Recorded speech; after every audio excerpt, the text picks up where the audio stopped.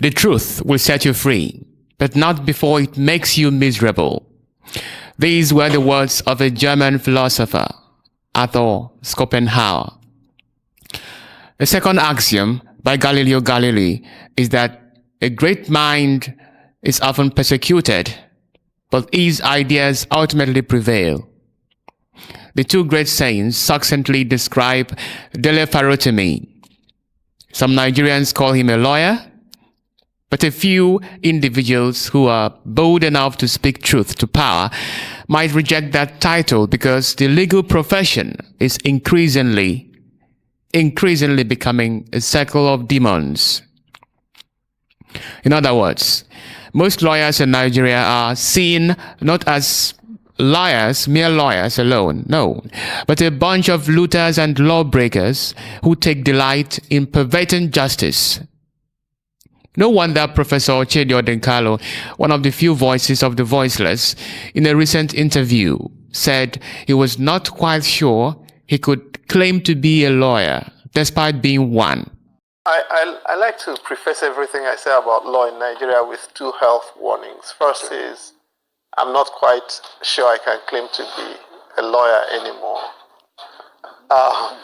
Secondly, the reason for the first is, many of the decisions that happen these days, I cannot understand them. The words, each word I read, I can understand. But when I piece them together, the logic just breaks apart. Very sad indeed. So, addressing Farotimi as just a lawyer is to make an unpardonable blunder, as he is 10,000 times more than that. Then, some other people give him other titles: whistleblower, human rights activist, freedom fighter, voice of the voiceless, and all of them. All these are wonderful names. Hello viewers, I am Tochukwu Raphael. In my last exclusive content on Dele Farotimi, I got you amazed with 6 explosive facts about the activist. Now, on this edition, the gospel continues with another set of 4 amazing facts about Farotimi. I will show you some victories he has won in 2024.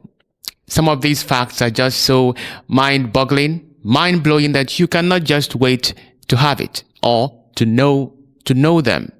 So keep your eyes glued to your screen and enjoy the amazing ride in the next couple of minutes. Let's go. Freedom from physical incarceration. The first victory of Farotimi is freedom from physical incarceration. On the eve of Christmas, Farotimi attained freedom from detention after spending 19 days there. Wow. That's a long time. Now, this was achieved through the good offices of the obedient family, led by His Excellency, Mr. Peter Obi. Shortly after his release, Farotimi spoke to the obedient family, declaring the truth is the only weapon needed to destroy the enemies. The truth is enough. It is the only weapon by which you can slay the monster called Nigeria. The truth. Nothing else. In my public advocacy, in my fight and my wars against this evil empire that we all live in, I have never lied against anyone. If I don't know, I'll say I don't know. If I am wrong, I'll tell you that I am wrong. I'm not afraid to admit to my errors when I am wrong. The only thing I can tell you is that in this situation, I have been faithful to the word of God. I have not lied against anybody. I am under very strict orders from the court not to speak about the case. And I didn't need that order before knowing that I mustn't speak about the case that is before the courts. So I have no intention of speaking to that case.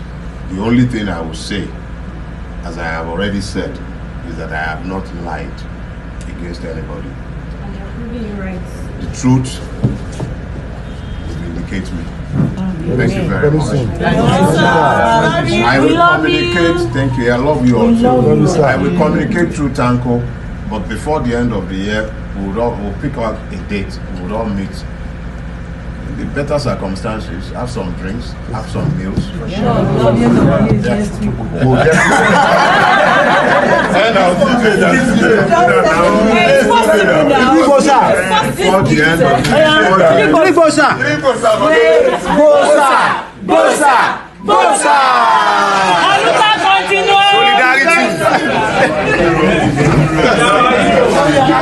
Wow, that was powerful. But do you know the amazing thing about this event? I will tell you. On the eve of Christmas in 2019, exactly 5 years ago, Omoyole Sowore, another famous activist, was released after spending more than 100 days in prison.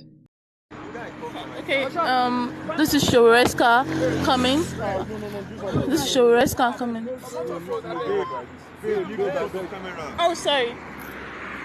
Oh, wow.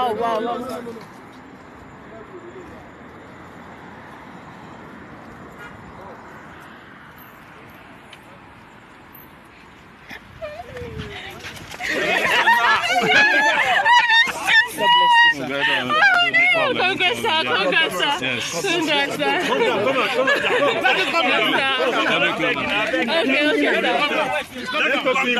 Calm down. Wait. Thank you. Don't worry. Calm down. We'll let you guys into a time to talk to the media. Okay, sir. Don't worry. Okay, sir. The only thing is to thank Nigerians. They made this happen. Yes. They should not relent. Yes. Nobody can take the people who are determined for granted.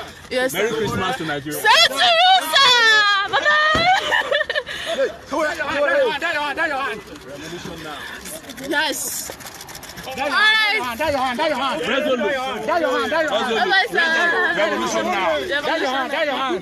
Amazing.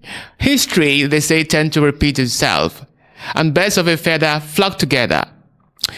Sowore had been a vocal critic of Farotimi's arrest because both individuals share the same ideas about the entrenched criminality and corruption in the Nigerian system.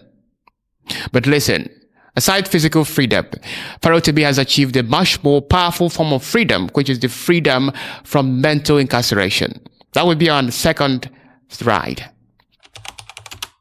Of freedom from mental incarceration, the second victory Farotimi has attained, which I may term the greatest of all, is freedom from mental incarceration. The amazing thing about this freedom is that it operates independently in relation to the physical incarceration. By implication, an activist or a freedom fighter can be marooned in a physical prison, physically detained for 1,000 years, but his mind will remain as free as a bird. Mental freedom is the ability to produce unconventional or radical ideas in one's mind, propagate them, and then put them down on paper despite being physically detained. Several freedom fighters in history were able to achieve this incredible feat.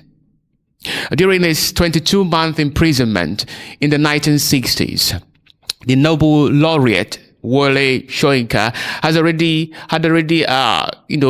started organizing his thoughts and ideas. Consequently, in 1972, he published The Man Died. Nelson Mandela, a South African nationalist, produced Long Walk to Freedom, an autobiography written during his 27 years imprisonment. During his 1963 imprisonment, Martin Luther King Jr. penned Letter from Birmingham. Between 1922 and 1924, Mahatma Gandhi's imprisonment spurred him to write The Story of My Experiment with Truth. Now, between 1973 and 1977, Stephen Biko, a South African freedom fighter, was imprisoned, inspiring him to author the book, I Write What I Like. Now, this book was revolutionary because it inspired black people to stop obeying or being subservient to the white men. Finally, during her years of house arrest, Aung San Suu Kyi, a famous freedom fighter in Myanmar, penned a short but powerful text titled Freedom from Fear in order to encourage the Myanmar people against the military government during the time. In Nigeria, the country has long been seen as a jungle where lawlessness, all kinds of political hijack of the arms of government exist at the expense of the masses. In the midst of this prison called Nigeria, one of the great voices arose and wrote Nigeria and its Criminal Justice System, a book which has caused ripples in the camp of the corrupt political class. Now, after his publication, Farotimi spoke on the book's content. This book is 11 years in the making. It's been a very painful book to write. All I have done is that I have given a truthful account of what I have seen within the judicial system. And it has taken the loss of the judiciary for Nigeria to become the useless place it has more or less become now. For anybody to be a citizen, for a society to have citizens, you must be found on the rule of law. It would mean that both the governed and the governors are equally bound by the law. It must mean that the judiciary is one that deals with people blindfolded. But in a situation where instead of us being ruled by law, even at the most elementary level, we're governed by the will of men, no matter how perfect those men might be, they remain men. And it simply means that for as long as we are ruled by the will of men, we're subject to their whims and caprices. The level of corruption that I witnessed in this case, the brazenness of it, is not suggestive of somebody who is coming to the rodeo for the first time. This is a well-practiced person. This is the norm for these persons. No matter how corrupt a judicial system might be, there are certain precepts and norms. It's like I want to count 1 to 3, and then I'm looking to skip 2. So I just say 1, 3. Where is the 2? So there should be some order, some processes by which you arrive at a particular decision. That is why the court have rules. But when you see the highest judicial body in the country flouting its own rules and acting in a manner that is suggestive of impunity, then you know that something is very abnormal in that situation. When people become so powerful that they don't even care or believe that they are subject to any law, the law does not apply to them. The brazen impunity by which they did what they did made it impossible for maybe somebody else might have been able to find peace and walk away and be telling the story when they sit amongst their friends and they are sharing beer and cognac. But I'm not interested in beer parlor talk. I am conscious of exactly what kind of country I live in. But it used to be my belief that as crazy as we might be, that there is still something that must undergird our system. And that is the sanctity of law. I used to believe that even if the High Court judges maybe a few might be corrupt, and I knew a few who were. Maybe 1 or 2 Court of Appeal justices might be amenable to pressure. But I never believed that an entire system would be subverted in pursuance of narrow interest until 2013. But I'll let the book speak for itself. But it is of critical importance that this book be written, and I will explain why.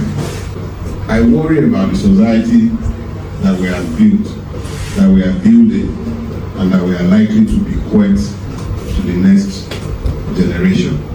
I have tried my best to be faithful to the truth. I have allowed the truth to be the sole bridle for my pen, and I have written believing in the complete truthfulness of each and every word that I have put in that book. But the truth needs to be told.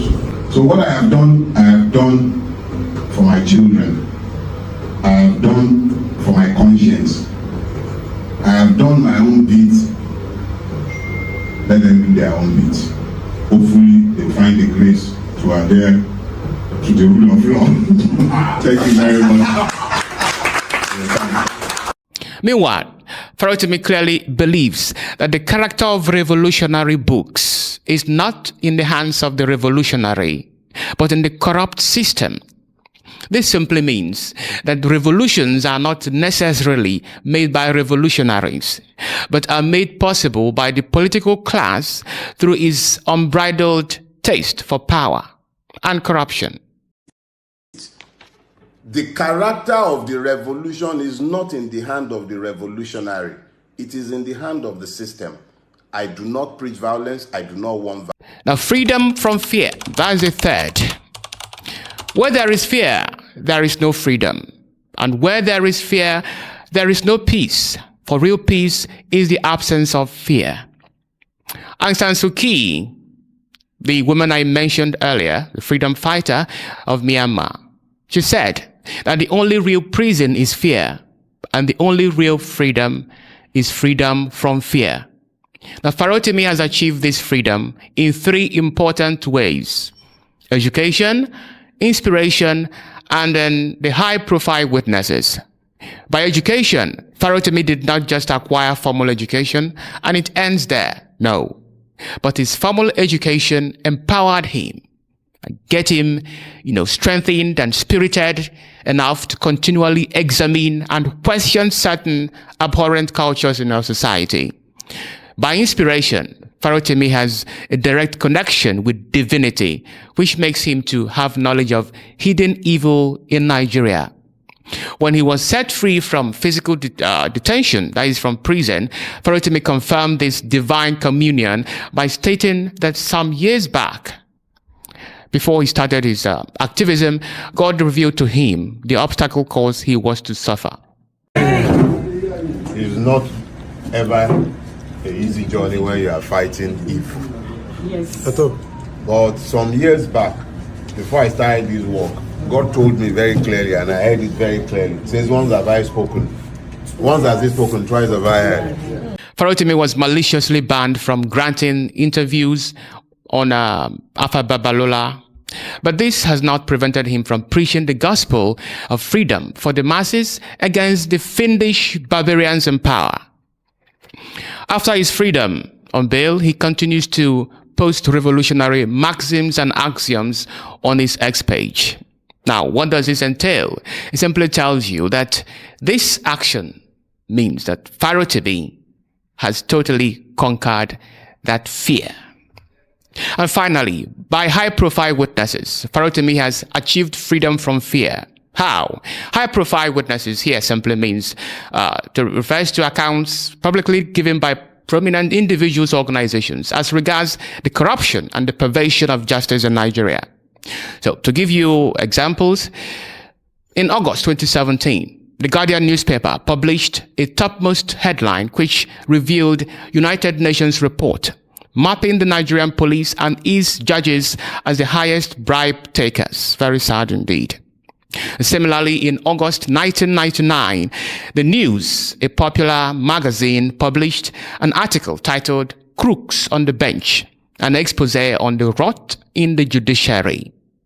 This magazine was owned by Bayo Onanoga, current chief spokesperson to President Bola Tinubu.